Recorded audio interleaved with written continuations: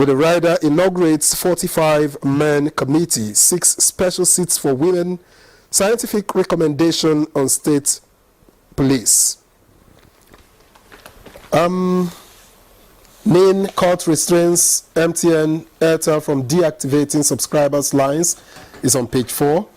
Defection appeal court OK's Rivers elders request to serve Amewule, 24 others. That's on page 26. And finally, we are in tough period, things not going as planned. That's according to Makinde on page 5. We also have the leadership newspaper here. Some stories are similar, so the Oronsai report features prominently here. The NIN story is also here on page 20. Palestinian PM Shtaye resigns over Gaza genocide. That's on page 6. AU echoes EU, others set for dialogue forum in Abuja. That's on page 6. Fubara appoints Odili's wife, pro-chancellor. That's on page 17. Above the nameplate, you have the CJN tasks Supreme Court justices on integrity. That's on page 6. Military refutes coup claim, threatens legal action. That's on page 4. I think that's about it from the leadership. Okay, I have the Daily Trust newspaper with me. And below the nameplates, we have reps to conclude Constitution amendment in 24 months. The story can be found on page 11. Real sector starve of forex, NECA. Stories on page 19. Water scarcity hits FCT. The story can be found on page 8. And the headline is a protest in Lagos, Osun, Edo over hardship. Federal government labor meeting deadlocked. IG puts officers on red alerts, warns troublemakers. Begin food importation now, TUC tells federal government. The whole story is on page 4. Bandits displace 10 communities in Kaduna. That story can be found on page 6. 7 killed in Benue court clash. The story is on page 7. Gaza war. U.S. airmen set self ablaze outside Israeli embassy. Also a report. EFCC, ICPC, CCB to merge. PTAB, PTDF, they were to be scrapped. The whole story can be, the full story can be found on page 10. And the front page picture there, we have the ED Administration of Finance, Northeast Development Commission, Garba Ilya, Humanitarian Affairs, Musa Umar Reyes, on the picture there. And that's all I have here with me. Chooks, hey, let's begin with the review. I'm just pouring through and listening to you. I've become a magician, really. Now, look, Steve Oronsai report, commissioned by the Jonathan administration, I hope I'm right, some 12 years ago, That's finally has come to the fore. You know, there are certain things in life you can't run away from. Kudos to the current administration for those saying, no, we didn't. It was a PDP government that instituted it. We are not going to work with it. You know, those are some of the things that don't help this country grow. And I call it political pettiness. I am really happy that the Tinubu administration is dusting it up on file, as my director of operations Benin region, NEPA, in those days when I was a clerk. So you go and bring it up on file. They have brought it up on file, and I think it's a very correct move to make. Now the fear is that, oh, jobs are going to go and all that. I don't exactly think. But the Minister of Information exactly. Thank you very much. That is not where it is going. No. It is about more efficiency. There is replication of duties in some of these MDAs we're talking about. Let's look at it. Remember, all these things we're talking about were even, first of all, initiated by military president Ibrahim Babangida And we said, no, this man wants to choke the life out of us. Actually, Obasanjo then got into trouble when he said something concerning the structural adjustment program. My dear brother, we have now gone beyond even structural adjustment program. The point is, there are certain things in life you can't run away from. In a way, I'm happy about these things that are happening, because we have been living by God's grace. We're not saying that God's grace is no longer important, but God is not going to give you more grace if you didn't. Haven't used the one he has already issued. Nigerians have to. I'm one of those who say these people are praying too much. That is. Somebody said something. He said our prayers, don't usually align with our actions. You know what the Bible says about prayer without works. So when we pray and we don't align our actions with it, we don't. Thank you. That's just a thing. Thank you. You have to show God more reason He should give. He should give you much prayers with action. It's not stupid. So I'm very happy some of these things happening. They are going to bring about temporary hardship, no doubt. But you see, when the child is going to teething stages, the pain is there.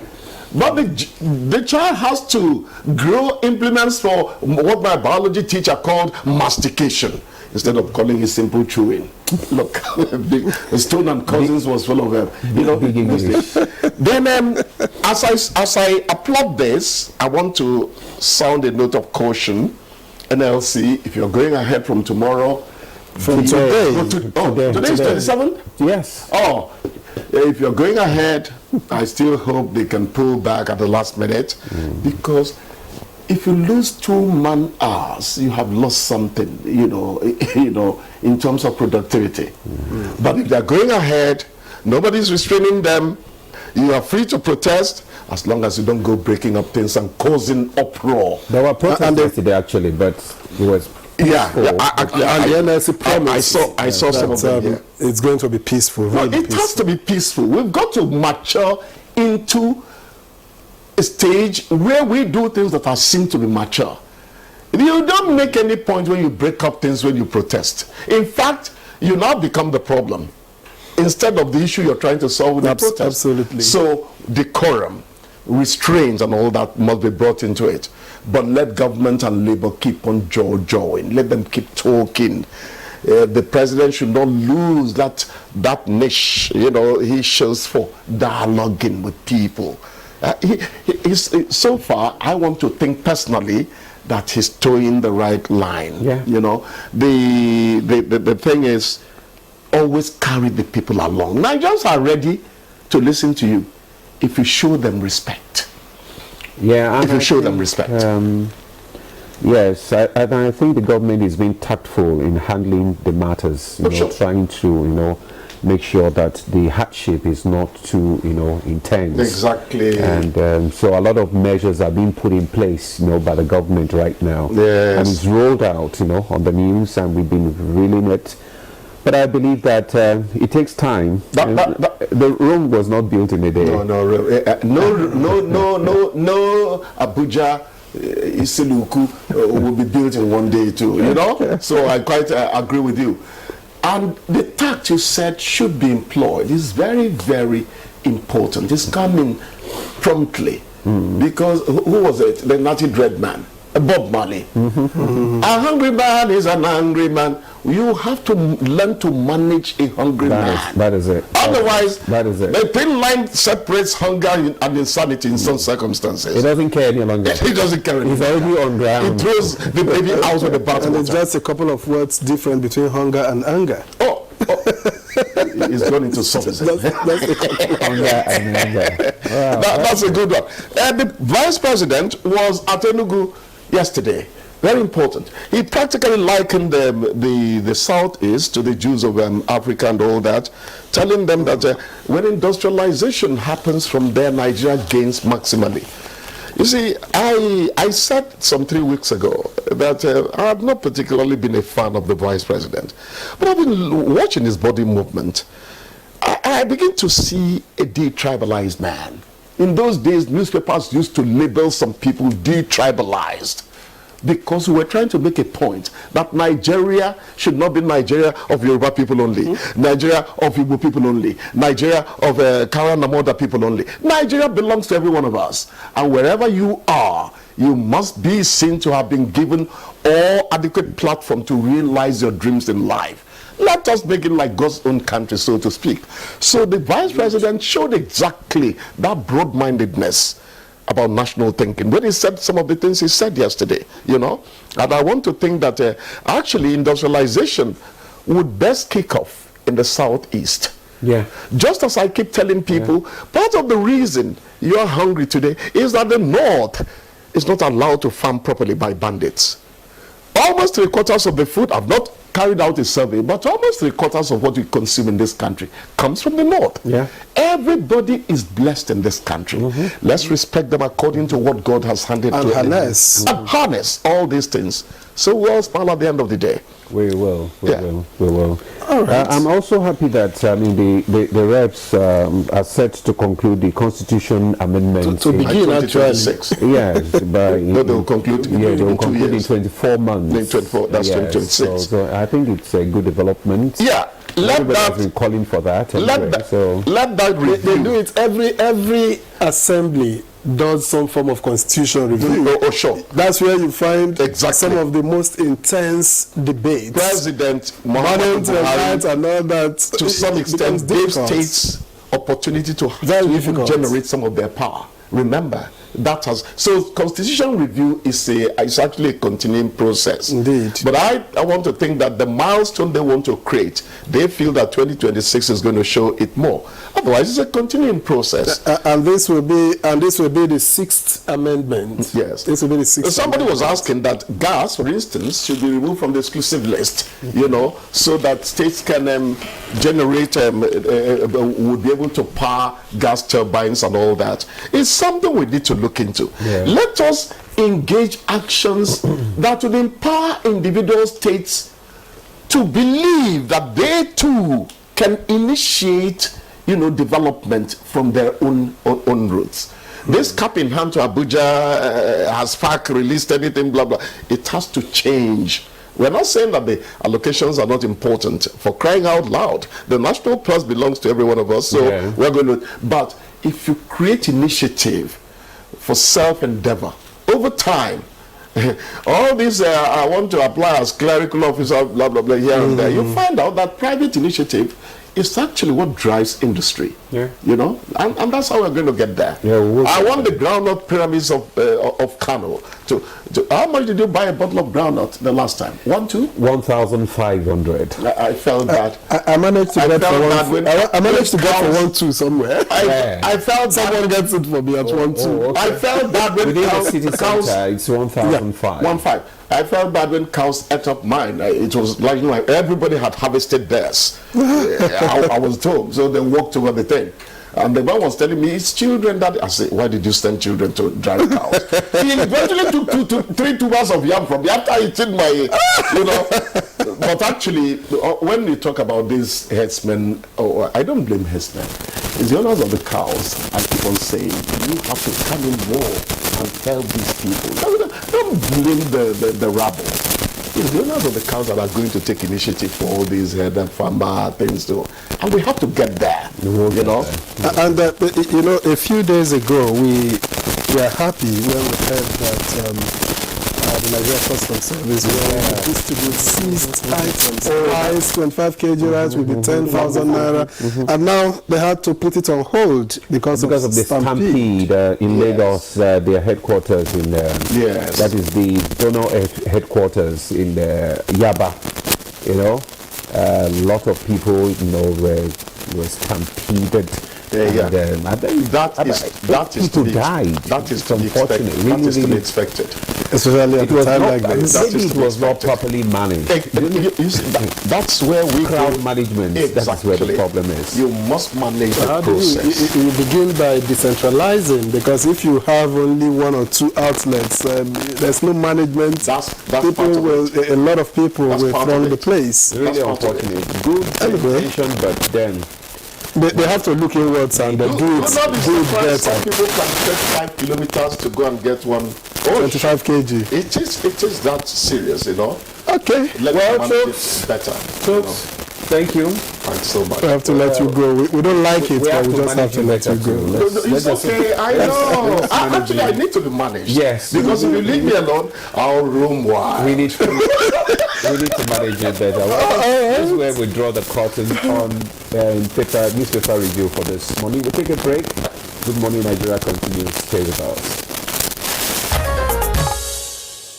All right, you're still on to Good Morning Nigeria. And to begin our conversation on improving basic education in Nigeria, let's take this background report by Ibrahim and Hamidu. Nigeria's basic education system serves as the foundation for the nation's future. However, it has grappled with numerous challenges such as inadequate infrastructure, insufficient teaching resources, and disparities in educational quality across different regions. The government and other stakeholders have recognized these issues and embarked on various initiatives to rejuvenate the basic education sector. One of the fundamental approaches to improving basic education in Nigeria by the federal government has been the implementation of inclusive and equitable policies. Efforts have been made to ensure that education is accessible to all, regardless of location, socio-economic status, or gender.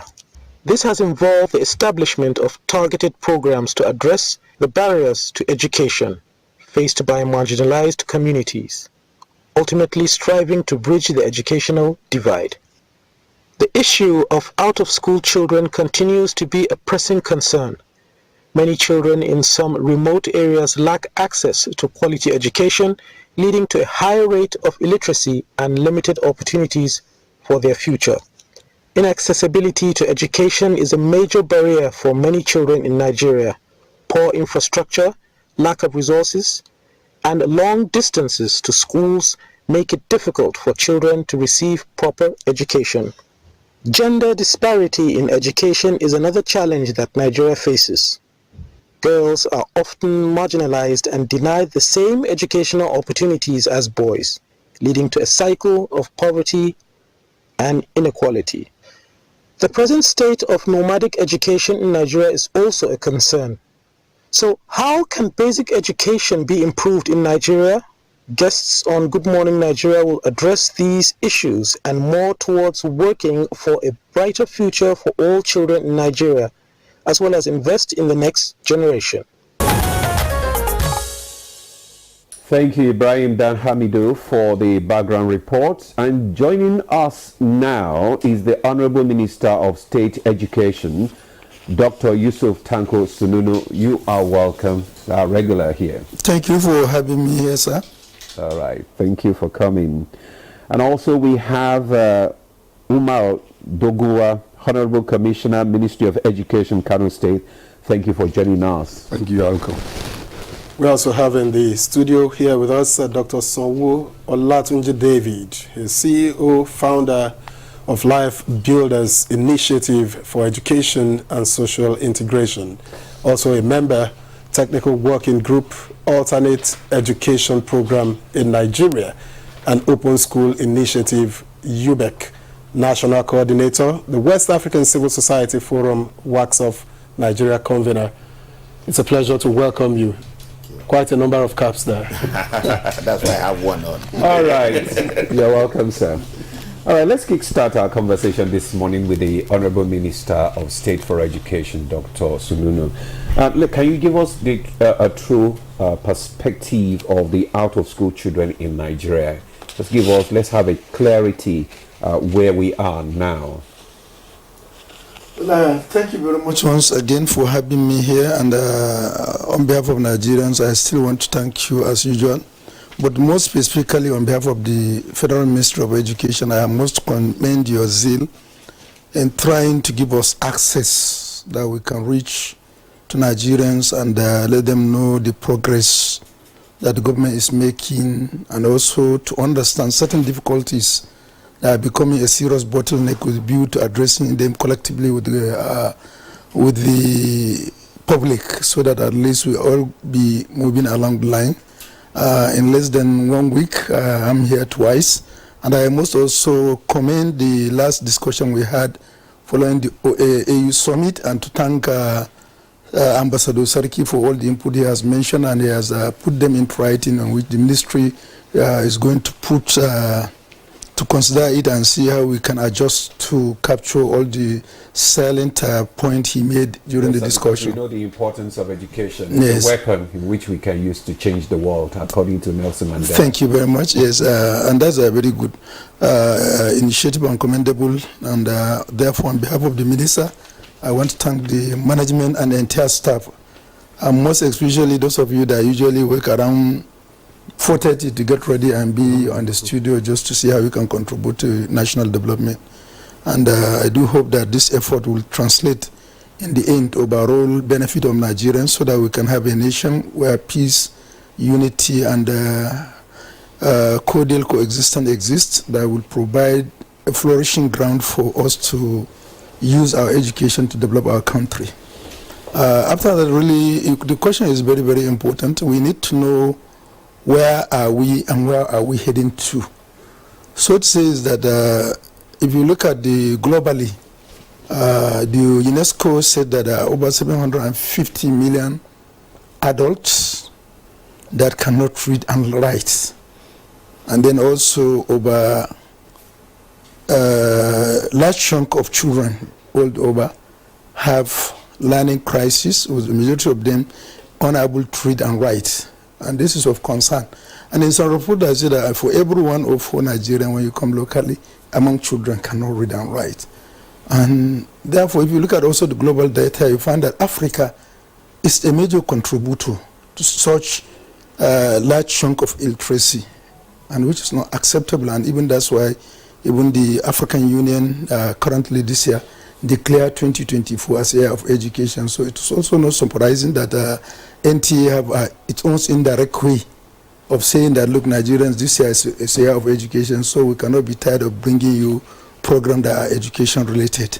Now, if you also come to the national globally, you find that when we look at the illiteracy rate, while we said over 70 million, 150 million are out, cannot read and write. Now, when you look at nationally, you find that also the figures are not really that good. But then you find that while the average is around 63, 55-65%, with the average of 63%, for example, in the literacy rate of the country. But when you go down to further break the figure into regional, you find that it's also alarming, with some states even having a literacy rate of less than 30%. Well, we have the highest with places in the southern part of the country, most especially Imo, Abia, and Lagos, that have almost 93%.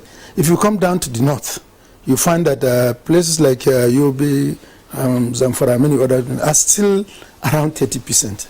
Now, in a situation where we have a total population, 30% cannot read and write. You know, that's really alarming. For why? Because we have to know what is the essence of education. Education, even in the goal in Nigeria, promotes territorial integrity, because people will understand and be able to harmonize and live together peacefully because they are educated.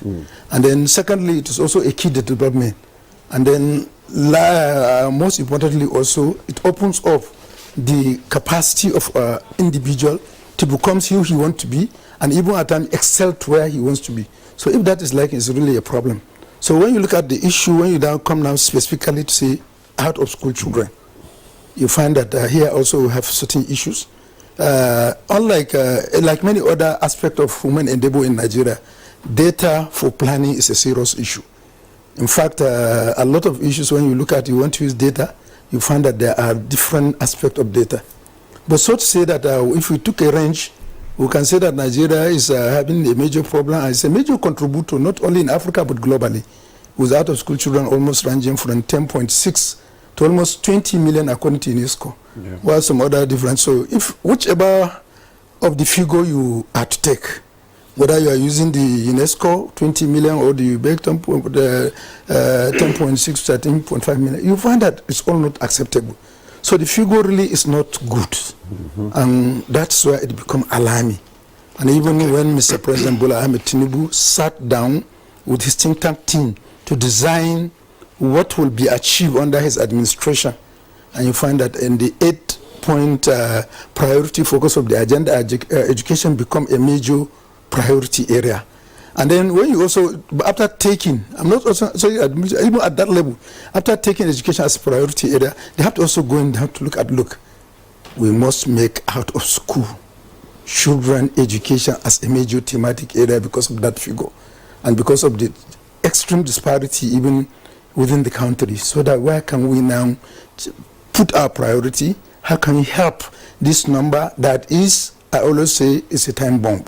Because miscreants can easily capitalize on the low literacy level and the poor thinking capacity of an individual who is not educated to promote trouble through misinformation, most especially now at the era of social media. That is also accessible to virtually a lot of Nigerians, because you said over 140 million Nigerians have access to phone, according to National Communication Commission. So this is a chunk of this, and so we have to work hard to see how it is. So by and large, to say that if you say the status, I'll tell you, 1, is unacceptable. 2, is a higher burden to the government. 3, it stands as a major risk. And 4, the figure is alarming. And 5th, we must come back to the conclusion of Mr. President. Let's work hard to ensure that in the next 4 years, at least, more than 50% of them are back to school. By going through the UBEC figure of 10 million, we are hoping that the plan as we will go, we may mop up all of them. But we want to be more ambitious to, let's say, okay, we cannot use any reason to say that the UNESCO figure is doubtful.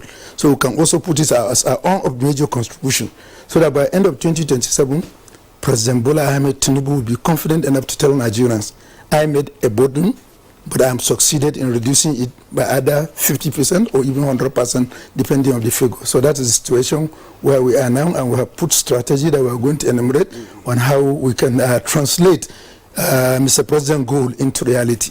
Okay. Honorable Minister of State, Education, we thank you for your opening comments.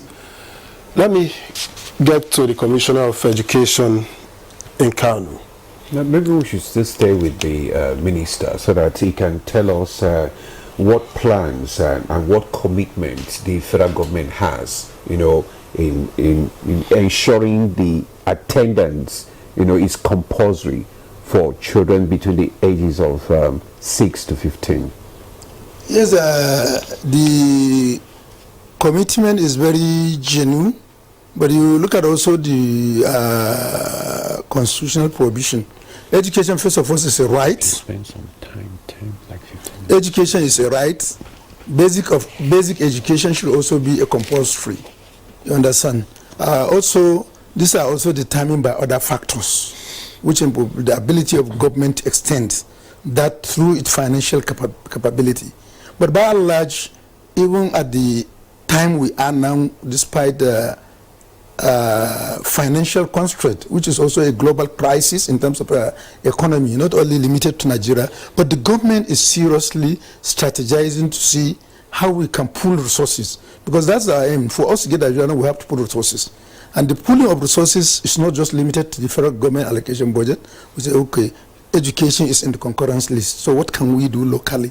And we started that collaboration through involving state local government and state government, okay, and then to join hand at federal level to come up with policy that is bound to that.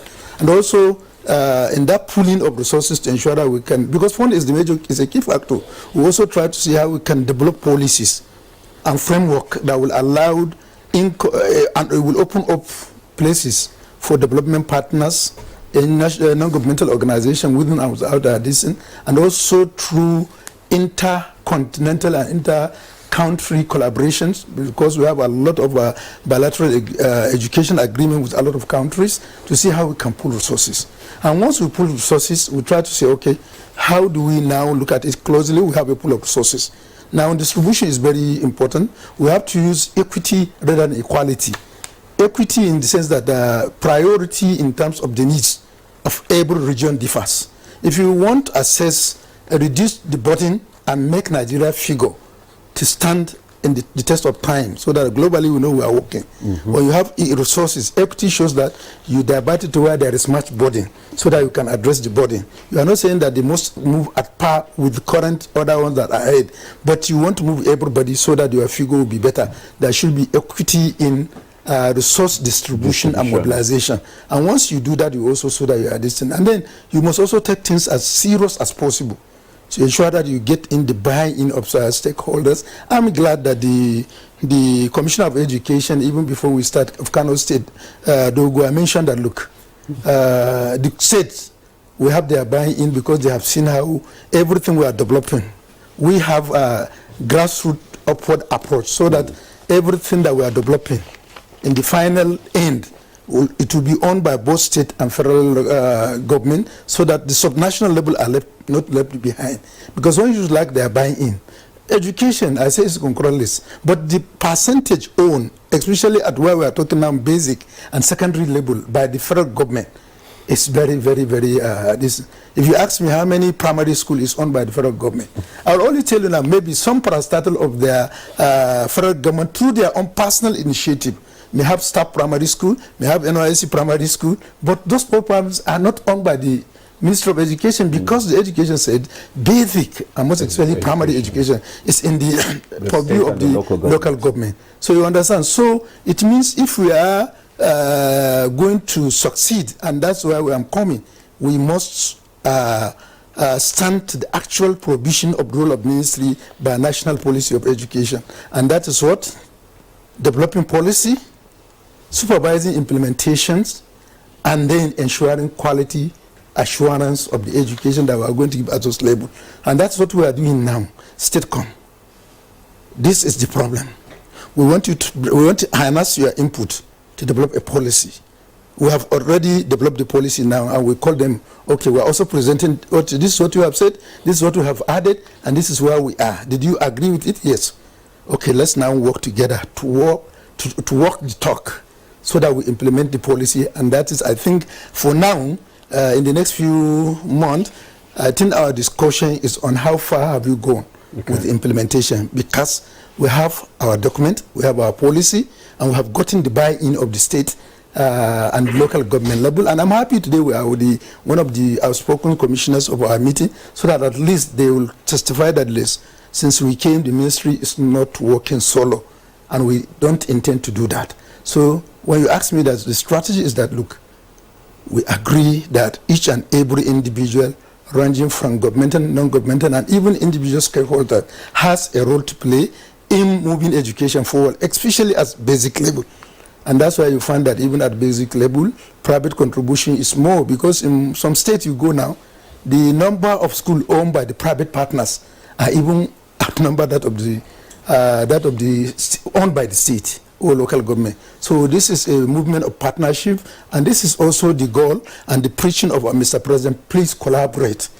And this collaboration is not only at local level. You had that, even at AU meeting, we have had a lot of bilateral discussion with many different government and head of states to see how we can come together and partner with Nigeria. Okay. In the next few days, Mr. President is going to be in Qatar. Okay. And that journey is much on education too, because we believe that the fund is so scarce, and then there is need for us to see how we can pull resources to increase access. And then as our discussion was, we also talk on certain guidelines, and we have also think that we have opened up, just as I mentioned earlier, so that people can come and we can collaborate and move education forward. Thank you. We'll get there. All right. Thank you very much, Dr. Sununu. Let me get to Kanu. The minister already paid tribute to Kanu for the collaboration that the ministry enjoys with the Kanu State Ministry of Education. However, the North is credited with a large chunk of out-of-school children, for instance. And I just want to ask what the status is in Kanu, particularly because of the population of Kanu and being at the heart of the North. What is the status of out-of-school children? What is the Kano State government doing to change the status? And how are you also working on your own as an individual government and in partnership with federal authorities to get this done? Well, let me start by thanking you very well for this rare opportunity and invitation that I think with humility is well deserved. Thank you very much for that. And the Honourable Minister has already reduced the burden on us by almost elaborating all that has been done. I was telling somebody outside that I was commissioner in 2011 to 2015, and I have not seen the kind of commitment I'm seeing now from the Ministry of Education in those years. We had 4 meetings with the minister. We had a meeting in Uyo for roadmap development. We had another one at Lagos for National Council of Education. We had another one recently on the review of SDGs program, particularly SDG number 4, pertaining education. And we have another one concerning the issue of National Secondary Schools, Senior Secondary School Commission. In all this meeting, the commitment being exhibited by these 2 ministers is wonderful. We stay with them from morning to evening in a meeting, not to go and come back or to leave us to do another day. Open the meeting and went through the deliberation, and I've seen the commitment. So with that, it's like when the head is good, definitely the body is going to be good. So every state commissioner is now like committed to see that at least he's not left behind in terms of keying into the programs of the federal government. Luckily enough, our basic campaign promise when we are campaigning in Kano is about education. The governor used to say that he has 3 cardinal principles to deliver to Kano people, and the first one is education, the second one is education, and the third one too is education. That's why in our budget we set aside 29.7%, far ahead the UNESCO basic in our budget for this 2024 goes to education sector. And the issue of out of school is not an issue that should be looked or pushed aside, because the population of Kano and the position Kano is occupying make it a very big problem to us. Right now, according to UNESCO statistic, Kano is leading in the country with more than 1.3 million out of school children. Even the UBEC statistic shows that Kano is still leading. Not forgetting that we have more than 5.3 million students in Kano schools, public schools, more than 5.3 million from basic to post basic schools. We have more than 10,000 schools. So this number, if you compare it to the out of school children, is still alarming. And what are we doing? Now, not only that we set out the budget, but the budget is like you can push a figure, certain figure to your budget, but for you to implement it is the main issue. Now, when we came in, we understand that the issue of out of school is basically laying on 3 or 4 basic foundations. 1, poverty; 2, awareness; stop belief; and 3, government policies. So the first thing we do is to address this issue as they are. On the issue of awareness, even last week, we on the page, we are everywhere. We had a meeting, town hall meeting, with more than 3,000 women, sensitizing them and telling them their role in terms of maybe preparing their children for schooling, and even encouraging them to go to school. Not only to go to school, but to go to school in good time. And we are always on air trying to sensitize people on the importance of education and the importance of them going back. Now, on the issue of poverty, the government has so far refurbished, purchased more than 70 high-capacity Tata buses that have the capacity of taking at least 100 to 120 students. These shuttle buses are used very early in the morning to convey, especially girls, from their homes to school and to and fro, just to ease the difficulty in children getting to school in good time. We have also distributed huge amount of teaching materials that was never done before. We did this free of charge, so at least children will now have ease in the burden of buying this teaching, these exercise books and textbooks. We have also introduced the issue of school feeding. You know, the school feeding that's been adopted by the federal government started from Kano. So we are now bringing it back. we are feeding these schools at least to encourage some students to be at school in good time. We are also giving uniforms, especially to the newly enrolled students that will now push, you give them 2 sets of uniforms so that they can go to school in good condition. We have met numerous problems, but we are addressing all these problems, and I'm sure with time, like the minister said, in 4 years' time, we'll look back and say that yes, Governor Abuja has fulfilled all his promises and on education, and I am happy that the people of Kano State are also cooperating. We have like 5 to 10 schools that were fully, when I say fully, I mean fully refurbished or renovated by individuals, just because of the commitment of the government that they are seeing on ground. And I'm also happy to inform the minister that even the development partners that have left Kano before are now back, and they are now participating fully into making sure that at least the education in the state is moved forward. We did one thing in the ministry where we understand that these development partners that used to come may have different ideas or different approach to educational, in the way they are contributing to educational development in the state. So we form like a kind of state apex steering committee on development partners. It is in that apex committee that we used to sit down around table and understand what are you bringing, so I will now have synergy, so I will not be duplicating the effort of this one, the effort of this one. So when we are doing training, somebody is doing infrastructure, somebody is doing wash. So now with that, we are now having a targeted goal that is achievable. And I think anybody can now attest that the education in the state is now improving at an alarming rate, and not at a very good at a good rate. And we also understand the issue of monitoring, because it is the basic, like the minister was saying, the issue of quality assurance. You have to visit, you have to monitor. When I came in as a commissioner, from the day I was sworn in as a commissioner to date, I had visited more than 300 schools. But early in the morning, I visited more than 300 schools, primary schools, secondary schools, just to see for myself what is there and what is happening there. And what have you found? No, I found so many things. Sometimes you find out that you go to a school without teachers, you go to a school without chairs. I understand that on chairs alone, on infrastructure, chairs alone, the current state government need more than 60 billion. If you are to provide chairs alone, the 3-seater chair alone, if you have to provide it, we need more than 60 billion naira. And we don't have this money. That's why we are talking to the people that come and contribute to the education development. And we are even bringing up a policy of all student associations that we are launching it very soon. Bring back your chair.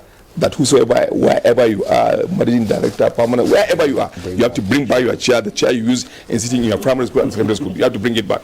So at least people will not be using it. Your children, your chair, bring your chair. Chairs, someone will bring chairs. And we are also having a policy. And we will also have another policy of retired but not tired. There are some old teachers that are retired now, but they don't have anything doing. They just live, read newspaper. So we give them 1 period, 2 period within their locality to go. And we are also having a policy of able staff as a teacher, especially in the Ministry of Education. That whosoever you are a teacher. You have to go and teach. So at least these children of ours will be educated. We are also preparing a kind of policy to have a shift in the original status quo of now having children to go with issue of skill acquisition. Okay. You know, this skill acquisition, the issue of now reading is important. While it's important, the issue of skill acquisition is also equally important, because the way universities are graduating students now, if you think that it is the government that will give them job opportunity, you're just wasting your time. It's not going to be possible. So we are having that paradigm shift to skill acquisition, schooling and skill acquisition. The issue of out of school usually lead to the issue of almajiri. They are connected. You can't separate them, they are connected. So we have come up with an idea where we have more than, I think we have 16 by the federal government, the Almajiris. We now have another 4 by IDB that they are building the Almajiri schools. And we are having special program of 4 again. But I'm sure in 2015, the government of Engineer Rabi Musa Kwankwaso have established SIS, School of Islamic Studies, across the 44 local government areas of the state. So we are trying to key in the Almajiri into these schools. So at least they will reduce the number of students or the number of children roaming the street. You know, Kano, because of the population, because of the position, because of population, we have to do this thing drastically. We have to do this thing aggressively, because anything in Kano will affect the whole north. any bad thing that will come to Kano will affect the whole north because of the population. And the issue of this insecurity has to be connected with that. That's why we are doing all we could to make sure that within the minimum resources that we have, we move up these students at least to this school that we are trying to create, and we are even going lower than that, having just a kind of simpler structure that will accommodate these Almajiris so they will not be swarming the street day in, day out. And I'm using this opportunity to express our satisfaction with the way the ministry is handling this issue, especially the issue of Almajiris Commission that is all there for us. And I'm very sure very soon we'll start so many things that will benefit the state and the country in large. Thank you very much, Honorable Dogowa, for giving us a detail of the efforts of the state government in addressing this issue. Let me bring in Dr. Sonwo Olatunji David into the conversation. You are the you are the CEO, founder, Life Builders Initiative for Education and Social Integration. And you have done so many projects on UBE and education generally. Now, my question is, I mean, they have mentioned a lot of constraints, you know, that against the UBE Act. I want to reel out, I mean, what are the other constraints that you think have not been mentioned? And also the issue of policy. What level of collaboration do you think is needed to build and sustain strong education policy, you know, in Nigeria? Thank you.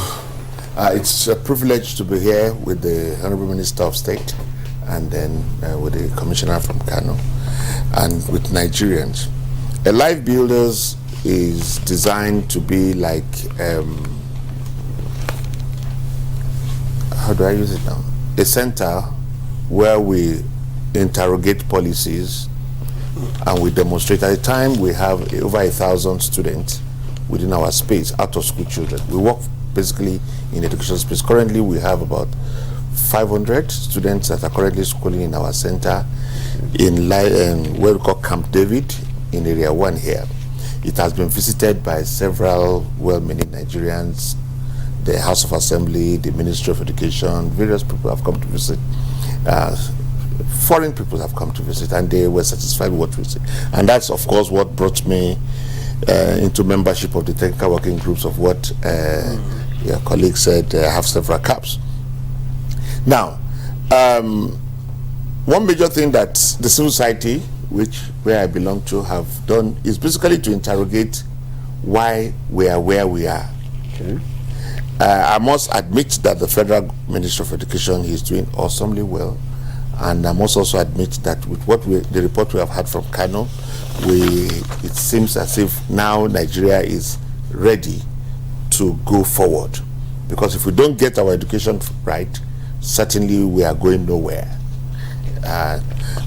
However, you asked the question, what do I think are the missing links?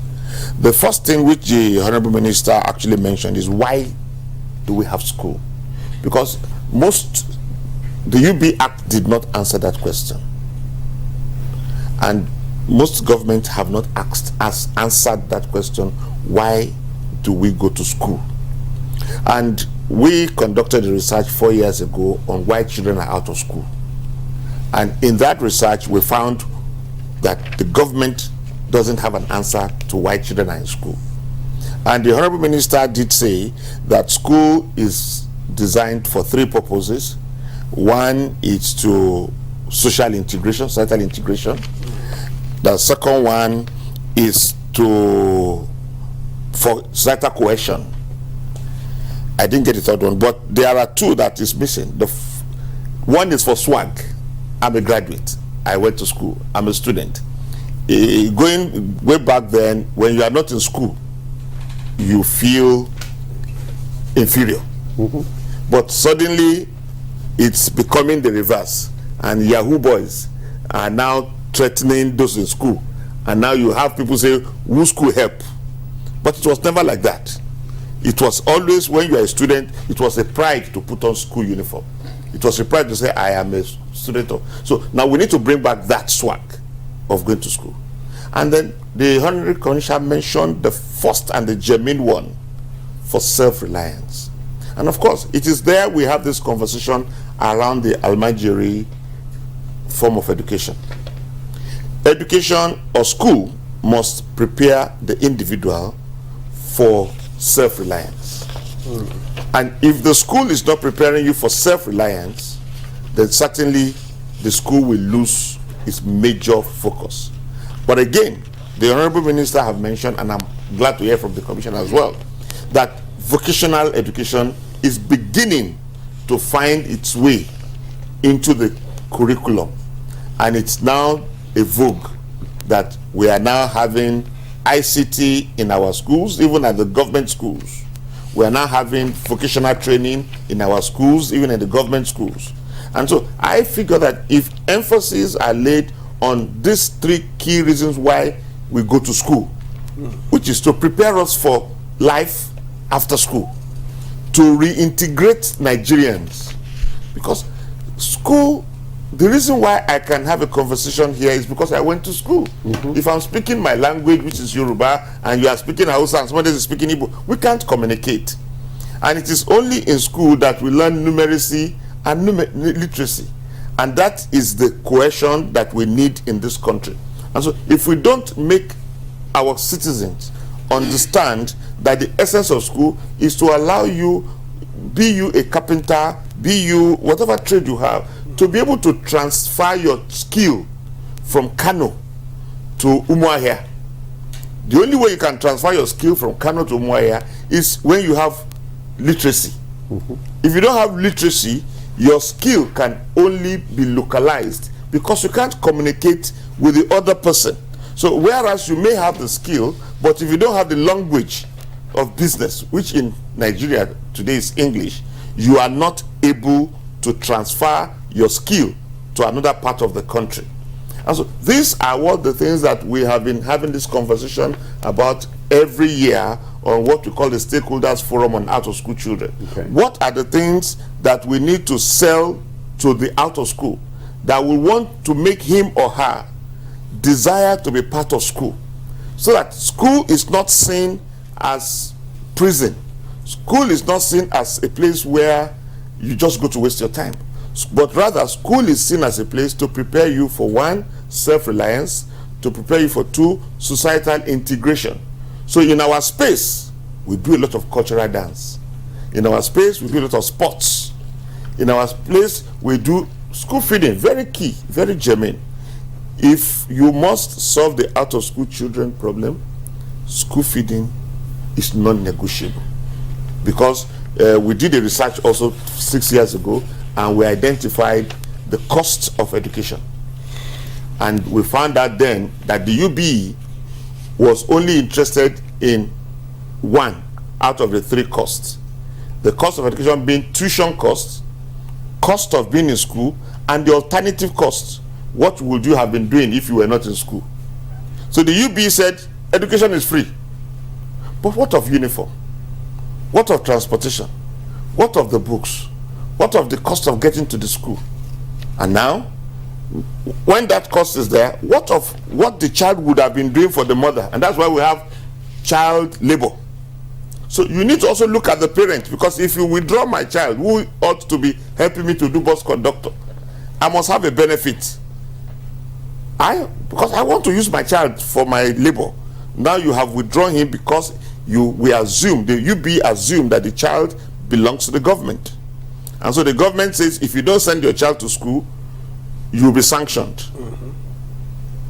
If you don't send your child, you'll be sanctioned. But the child is mine. What if I choose that the child should help me in the farm? So, and you say I must send him to school. So what is there in it for me? And so we and Life Builders looked at all those, and we created that. And we found that if you were familiar with Area 1, when the IDPs came, we did a baseline study and have 95% out of school children situation in Kuchingoro, Area 1 axis. After 2 years, if you are not in school, it was out of fashion. So we had 83% back in school within 2 years. Why? Because we deployed these things that Kano State are now deploying in their state, because it was now a thing of pride for everybody to be in school. Because you know that when you go to school, when I was going to school, I know when I go to school, it is a thing of pride. When I wear my uniform, everybody that is not going to school feels inferior. I am not the one that is inferior, but unfortunately now it is the student that is feeling inferior, because they feel that Yahoo is giving more money than school. So we need to change the narrative. School is a waste of time. Orientation. We need to change the narrative. So the government needs to add that to what they're doing. Okay, all right. Thank you, Dr. Olatunji. David, let me get back to the Honorable Minister. There are quite a number of issues bedeviling education in Nigeria, and that's why you can talk about the level of out-of-school children that we have. But observers have, looked at one underfunding of education and looked at corruption. These two are tied in a way. How do we get education to be better funded, one, and then ensure that it is not diverted at all levels, so that you can now begin to take care of issues of poor infrastructure, overcrowded classrooms, quality of teachers, and the likes of them. These ones fall in between. How are you trying? I was impressed when Kano said they had 29% of the budget to education, which is above what UNESCO prescribes. I know that we are not there at the federal level, but are there moves to get us to that level where you can have the amount of resources needed to get education to where it should exactly be, and at the same time checking to see that, it is not diverted to other sources instead of the purpose for which they are meant? Well, thank you very much. Let me commend the two speakers, and most especially Dr. Olatunji for what he has said. I quite agree that we are doing our effort, and we are, as I mentioned last week, the ministry is open, and we look at whatever people are listening. You can remember one of my opening commendations is to commend one of our contributors last week, and I've listened carefully to what he has said. You see, sometimes because of benefit of time, people you cannot say all. You only try to narrow your answers to questions that is raised. But actually, what you said is quite correct. It's not that the issue of technical, vocational, entrepreneurship, training, and education was not there, because the national policy of education hasn't changed. But you see, each government comes up with own priority and directions. Now, and then it will also try, instead of having a holistic approach, try to pick areas that I think that this. But we realize that is a serious omission, and we are trying to change narrative. If you look at it right away, you know that this skill is a major thematic area in the 8-point agenda of Mr. President. And it's directly saying tapping from relevant skills. It could be in technology, agriculture, education, wherever you have, but you must start from. It's not all skill, relevant skill. There are some skills now, if you are to put them into actions now, they belong to around 17th or 18th century. So you have to look at what will make you fit, like the African Union team for 2024 said that educate an African fit for 21st century. You see, you have to have resiliency in education, quality, and lifelong learning. So skill is now being incorporated. And that's why even this and it's not an understatement what he said. There's justification. And what is the justification that where we are is today, that over the last 14 years, which you can agree with me, the core curriculum of basic education has not been reviewed. And therefore, the focus area that is needed now to make us fit in the 21st century has not been included. All that we are saying now, incorporate technology into education, are not within our curriculum. You understand? So if you don't have it in the curriculum, you need it. So now, this year, all the 75 distinct subjects that we have, their curriculum will be reviewed, and we are setting motion to that, so that at least we can have that. And the commissioner will agree with me. There is no meeting that we had that we have not mentioned issue of curriculum. And we have already positioned the National Education Research and Development Council to be up to the task. You understand? We are trying to make budgetary, there's budgetary fund to do that, and also we have gotten a lot of developmental partners to do that. Because whatever you are going to do, if the curriculum is not reviewed, and this, so the major challenge is now, if you review, do you have necessary manpower? So while we are anticipating review, we have already started trying to see how we can integrate education to fill in the gap of the teacher crisis we have in the country, technology. And we have already started training teachers. I'm coming I just want to interject you for that curriculum review. Yes. Some people have also, argued that if you must review the curriculum, there is inequality in the curriculum in schools. The curriculum that is being used in private schools different parts of the country is quite different from the one that is being used in the public schools. For instance, most of the private schools, they adopt the curriculum of foreign schools. So there is no equality in the curriculum. So is it going to be part of the review? I mean, are you going to yes, you see, why all that? Nature doesn't accept vacuum. And when you have something that appears to be obsolete, and then people are trying to meet up as a private school to meet up with the developing world, international, so that they can get their children access to enrollment. You understand? But what we are saying is we are going to have a holistic approach, and made it universally acceptable that everybody must line into country's goal. You understand? So that we have a different basic. I was just trying to cite an example. I said, okay, if you say you are going, for example, let's say, incorporating technology into education, it's supposed to be a good chapter, right from early childhood development, and even at the level of a tertiary institution. You have to have a decent. But what is the major challenge right now? Human resources for technology in education is an issue. But while we are saying, okay, we have the dream that very soon we are going to review the curriculum. But we say, okay, let us start from the teacher training and retraining. And I challenge you, if you go to Kaduna, you see our digital resource center.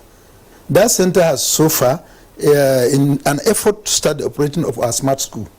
Each state, I don't know whether Kano has sent their own, each state is supposed to send 75 selected teachers post-examination that will be trained on application of technology in education.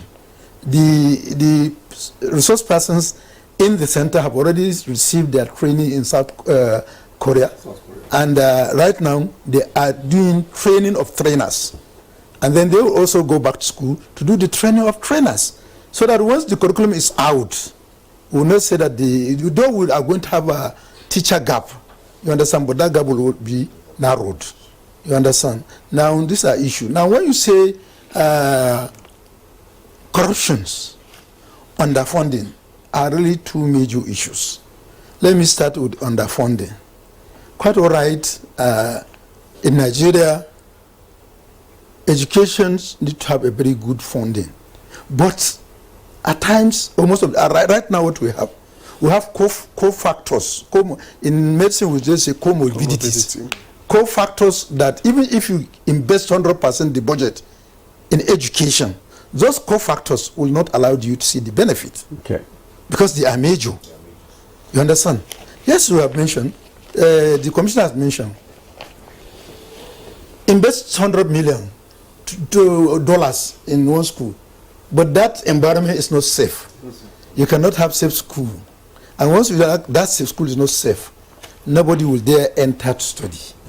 And I think that's why even Mr. President came up with zeal to make education funding as a leading aspect of his budget. But because of the fact that everybody knows that security issue is a major challenge right now in the country. Unlike before, the education used to be in the 5th position. Still, Mr. President stood by his word and made education to be next to security. Because without security, you cannot have education. So many schools built in a very good fashion and have all the resources, today are ghosts of their former self, because insecurity has caused displacement, leading to internal migration. You understand? But education cannot wait policy also is there, though they have migrated. We are not saying what we are doing there is 100% that can be given to where they are, but we still continue with that theory that education cannot wait. We build up areas where they can also source of education in the internally displaced past people. You understand? So that's this. So the funding has increased prior to what it was before. You understand? But we also know that in the next 4 years, the president has in the agenda is there is effort to move the education budget to at least 15% by the UNESCO standard. But it has also be while we are addressing the comorbidities and factors that affect education. I assure you that when security demand become less, definitely Mr. President will raise the budget of education. And not that only that, President is also using his own effort. We've seen a lot of opening ways, health and education. Just when we were in Addis Ababa, the people that through Mr. President came to the Ministry of Education and brought a grant of $15 billion to health. You understand? That's a very huge sum of money. And I tell Mr. President, look, Mr. President, sir, out of school children, he says, no, we'll make money available for you. We'll connect you with people that will bring money to education. All right. So what am I trying to say? Apart from what we have as a national budget, there are other input coming from this thing. Honorable Commissioner will agree with me that following the benefit of Agile program that started with about 7 states, now about 11 states express interest so that we can make it 18. And we have additional value of over 500 million coming into Agile program for education. And also, I'm still talking about funding. If you look at the GPE, Partnership on Education, are also coming with fund. And this fund is almost around $108 million US. All this one is not even a loan; it's a grant. You understand? So you look at now, when you look at the issue of education or corruption, which is a national problem, nobody can say that, because saying that corruption is an issue is not an understatement, and it is that's why still Mr. President said an anti-corruption stand and respect of the rule of law as part of his own 8-point agenda. This is to admit that really there is corruption. Because if we didn't admit it, we cannot put strategy to checkmate it. And in the education sector, as we go with discussion, I will tell you how far would that strategy. Thank you very much, Honorable Minister, because the director has been calling for a break. When we come back, you'll talk more, but when we come back, we'll come to the Honorable Commissioner, because we have some questions for you, follow-up questions on making education more interesting for pupils. We'll take a break now. When we come back, the discussion continues. Stay with us. Yeah, welcome back. You're still on to Good Morning Nigeria on the network service of the NTA. We're still on our discussion, improving basic education in Nigeria. And we still have our guest in the studio. The Honorable Minister of State for Education is here with us. The Honorable Commissioner for Education in Kano, and also Dr. Olatunji David. They are all seated here. But let's go to the Honorable Commissioner of Education in Kano now, Honorable Dogowa.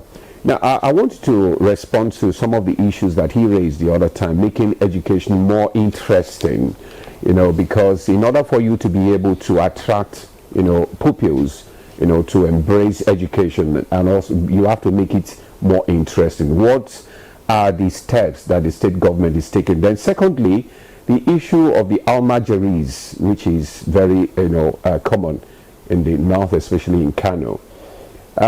He said something that said the issue of the parents, you have to carry the parents along. What efforts is the state government making? Because if you do not educate the parents, because most of them are ignorant, the issue of ignorance, the issue of culture is also part of it. What efforts is the state government, making? What effort are you making to educate and to also carry along the traditional rulers as well, the traditional rulers and the religious leaders, to be able to educate and attract these students back to school? Well, thank you for this very important question. But before I go into that, let me just look at three issues. One is the issue of curriculum that was raised by the Honorable Minister and Doctor. You see, when we came in, I understand another problem apart from the issue of the curriculum, the education law. Most of these states have laws that are almost outdated. Like the one in Kano State was promulgated or was passed when Kano State got state chief. Since that time, it was all reviewed, and you can understand that at least with time, things are changing, and these laws also need to be changed. And we are doing something very, very good on that effect with the help of UNICEF and other development partners. We are trying to review all these laws. The other thing is the issue of an experiment that was experimented during the time of Senator Rabiu Zabongoso when I was commissioner, and it pays. And we are reviving that. Is like a kind of it's theory then, but it's now we have now actualized it. It's practical.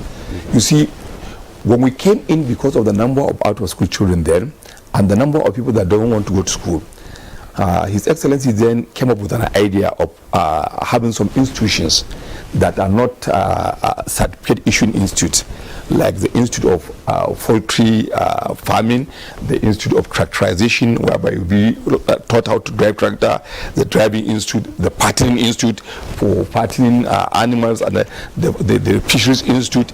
And to our surprise, the number of students, the number of people that got enrolled in that school, and that are even eager to go into that school, you sometimes find out that some graduates with NC and even HND and even degree are even willing to go back and enroll in that school and came back more successful and more practical in their life. We have one program, we call it Lifeya Jari. In that Lifeya Jari, we train somebody on the rudiment of dispensing drugs and others like that. With his NCO graduate, we give him a paltry sum of 200,000 then, or 200 million. Some of them are now millionaires. They have set up their chemists, they have employed pharmacists, and they are doing very well. So the issue of skill acquisition is key in changing the narratives of education in Nigeria. Having said that, now I'm back to our question. You are asking whether from the issues that he raised, making education more attractive, the issue of making and also engaging parents, the parents of the Almajiris. The issue of making education attractive. You see, when we came in, like I told you earlier on, that I visited more than 300 schools, we understand that the infrastructure in that school is so deplorable, is so bad, that somebody may not even wish to see his son or his daughter schooling in that school. So far we have renovated more than 120 schools, and we are going to renovate more than 300 this year. So maybe by the end of next year, we will be saying that we don't have any school with stone roof, or with bad ceiling, or without a chair. If you make the environment conducive, you are now attracting students to come and learn. His Excellency has graciously approved for the purchase of 2,500 computers. They are already there, we have them. This is in our effort to introduce practically the issue of computing that will attract students to school. ICT. We are also using that uniform issue to just attract students to school. And I told you earlier on that the issue of feeding was initiated from Kano, and we are going to sustain it, and we are going to continue with it. One policy I understand, with due respect to the minister, that really affect the issue of out-of-school children in Kano State is the policy that was adopted by the last administration. We have 74 boarding schools in Kano State. 74 boarding schools in Kano State. Out of that, 40-something were closed down and deboarded. Now, the implication of this, like I have a government girls' science secondary school, Agaruku. The catchment area of that school is about 10 or 50 local government areas. It's a girls' science school deboarded. Now, it was closed down and the girls deboarded. So if a girl is in SS2 or SS3, she has to go back to her local government, to her village, and find a day school that is teaching science. And if that school doesn't in that local government, that girl now become out of school. So that policy affected in no small way the number of out of school children, especially in Kano State. Now we are reviewing that policy. His Excellency has already directed that we review it. We are reopening at least 11 of them by next season. Before the end of 2015, I'm very sure we are going to open all our boarding schools. That will increase the number, and when you have that good environment, the feeding improved, uniform giving, textbooks and exercise book giving, I'm very sure students will be attracted to go to school. Not only that, like His Excellency the Minister said, the Agile program. In the Agile program, there's a component we call CCT, conditional cash transfer, whereby we transfer money to the account of a child. So far, we have about 48,000 that benefited from that program. That is to take care of what Doctor was, the issue Doctor was raising. You transfer 20,000 this time, next time 20,000, next time 20,000, and that money surely go to the parent.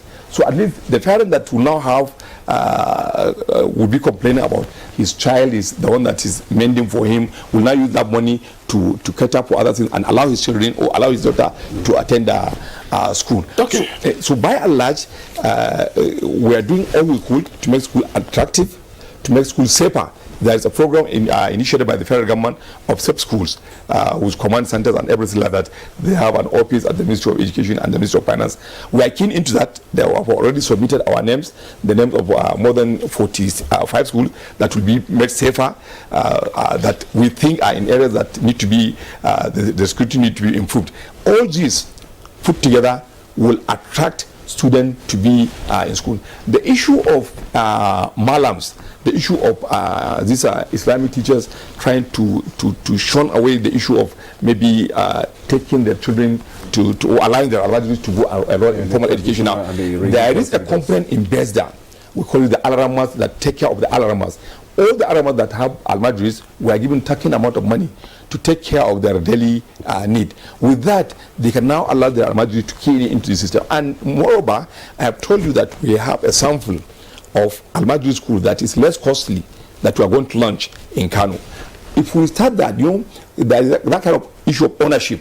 Once you visited a Malang with his 1,000 students and decided to build a structure for him that will accommodate the student with the toilet and everything like that, he will be ready for change. He will be ready for adoption, and he will key into your program so that anything you want, he will be ready and willing to do it for you.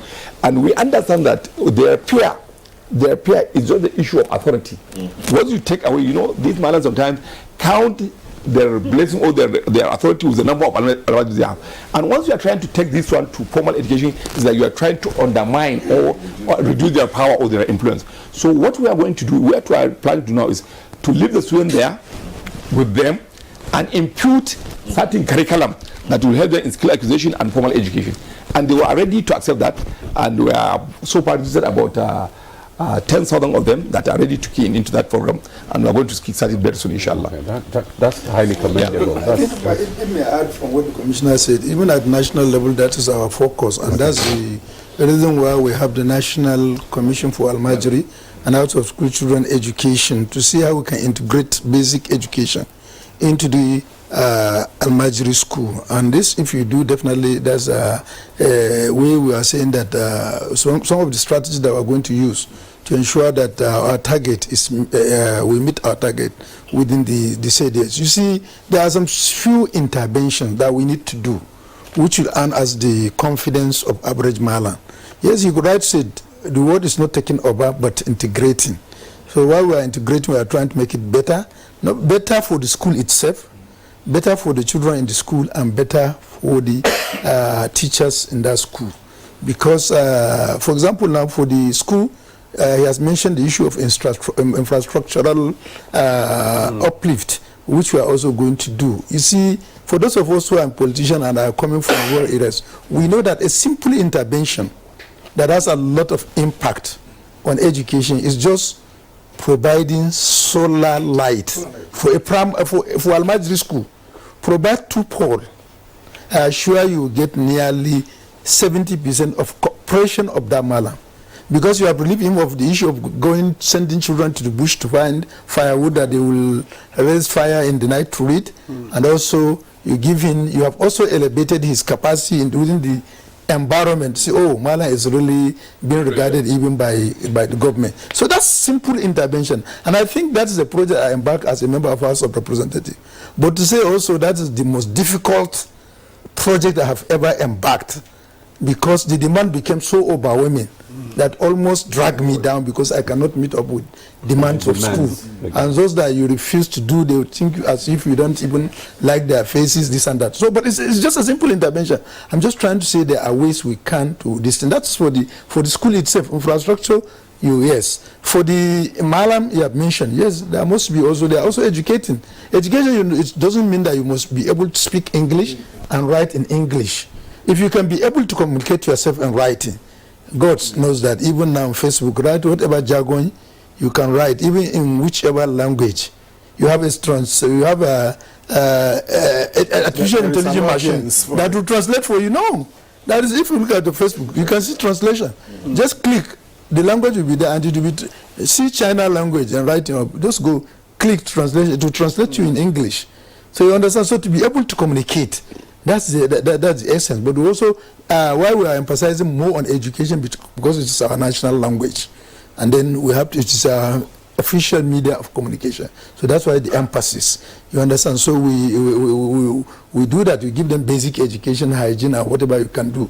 Then for the Malayan himself, yes, we know. Not only that, even to the student too, we must be able to say, okay, look, we have integrated basic education. You have your Quranic this, you can teach your this, you have your methodology of teaching this. Now, can we now equate your knowledge? Yes, you cannot tell me that somebody that can read and write this thing, communicate and writing this thing. We have letters dated from the 1804 that have been written from Sokoto Caliphate to another, to Borno Empire. Directly, this is what is happening. And education is a means of communication. Yeah, so now, do you say that, yes, those people that have that knowledge, how are you going to equate their education so that we'll also give them a certification that will be able to tell them this thing? And most importantly, he said, ability to have skills. And I was in NTA house sometime talking about out of school children. And I received a contribution from Gombe, Wang Alarama, that has his own school. He has over 1,000 students that he has just harvested from the out of street, and he did this. And then he has got funding from nowhere. And he said for every student, once you are enrolled, you'll be asked. Of all this, we have so 120 skills. Which one do you want to learn? There is no imposition. Okay. Once they choose, you'll be trained. And then I'm telling you that those that have trained, they are using that skill to maintain the school. We know you have so much to talk about. And I have wanted to raise the issue of security, because you can't do all of this without, see the skills. Let me say those are this skill. On the skill, just 1 minute. I'll just say one thing about skill. You see the skill. The commissioner know about the IDEA project. The IDEA project was in the country and it was launched, and there has over 170 something million. We only use 30% of that money. And we realized that when we came into power, we realized that, look, the concept needs to be changed because it's not impacting well. And that we say now, this IDEA project now must have a very big component of skill. And we say, okay, if we have even component for skill, we don't have the necessary infrastructure in terms of this. We say, okay, very easy. We can bypass that by taking contractors. And who are those contractors? Go out now. I want to learn mechanic. Just go to Zuba. You have so many. So we employ them to train, and then we give them funding. Let's take a pause there because of time. And let's bring in Dr. Olatunji David now because they were almost going to round up the program. The basic form of education, you were talking about the other time. I read an article yesterday, and it said that proper education is on 4 broad terms. 1, learn to know, that is the critical thinking. The second one is learn to do, which is occupational skills. The third one is learn to live together, which is cultural diversity, which we talked about. And the last one is learning to be, that is to building character. So how do we inculcate all that into our basic education in this country? Thank you again. Like I have always said, this team managing education now it's been a long time we last seen good people managing education, and so we don't have much to query about. However, this 4 categorization, we have it, maybe we didn't call it as it is, but they are all hidden somewhere in all the things that we do. So I think Nigeria's education, with what we have discussed and with what the Honorable Minister and the Commissioner have said, is looking up. We have a knowledge gap. We need to transfer skills back to the upcoming generation. So we're doing that. We have all the pastors and the alaramas teaching characters. So we're in good hand at the end of the day. However, one thing I want to chip in, which has been my own concern, I'm sure the minister is aware of Grade 3, the National Planning Commission. But 5, 6, 7, 8, 9, 10 years ago, did a project that is called Grade 3. The Grade 3 broke Nigeria into segments and geolocation, and found out that Nigeria needs 33,000 new schools to be able to manage the out-of-school children problem. New schools, not renovation, new schools. This is federal government data, National Planning Commission. Now, my concern is no state, or very few states, are building new schools. In FCT where I live, in Lagos where I go, in Zamfara where I go to work, in Katsina, I have seen renovation. I've engaged UBEC and SUBEB. But I'm yet to say, I don't know if anybody has seen lately, where a forest is cleared and a school is situated. Kwakonso did that, and I think he did fantastically well then. Okay. But 33,000 new schools were required by the government information. I'm just wondering, how many have we built? Is it possible to ask the Minister, sir, to please mandate the state and local government to build new schools? Okay, Minister, you just have seconds, and I wanted you to also bring in the issue of security, so that you encourage people, to go to school. Let me just say one thing. Well, it's all right, but let me just say that I asked you, go to SDG office just last year, of which I'm a member of the 9th Assembly.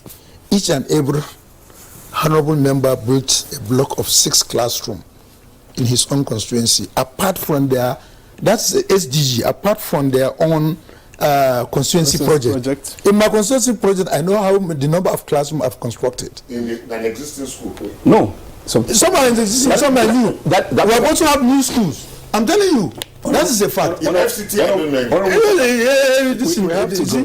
I think this is I will take your point. What I wanted to say, you see, that is one of the problems we understand in our last meeting. You don't have more than 10 seconds. No, 10 seconds. In our last meeting with the Honourable Minister, in our last meeting with the Honourable Minister, that's one of the problems we understand. During our meeting with SDG, for the review of SDG, all these schools that were mentioned that need to be constructed, some of them were constructed, but there is that lack of synergy and alignment between the states and the House of Reps. I do hope that going forward, that synergy. Well, he was in the House of Reps, he's minister now. You are from the states, and then we have the CSO. I hope that raise the issue. And I said that I plead on the Honorable Commissioner of State to please align with members of the National Assembly. We have enough school that have been constructed by members but unutilized. Okay, please go and going forward. I beg them. I said, please, let's drop our political affiliation. Going forward, that will be done. The program has to end at this point because we don't have any time left, and we'd like to thank on this note the Honorable Minister of State Education, Dr. Tanko Yusuf Sununu, for your time on the program. Thank you for being here. Honorable Commissioner of Education in Kano State, Honorable Dogua, thank you very much. And Dr. Latunji David, a pleasure having you on the program. Thank you for your time and contributions. Well, that's Good Morning Nigeria for today. We thank you for joining us. I'm Victor Azu. And I am Ademola Adeoye. Thank you for your time. Join us again tomorrow for another episode of the program. Enjoy the rest of your day.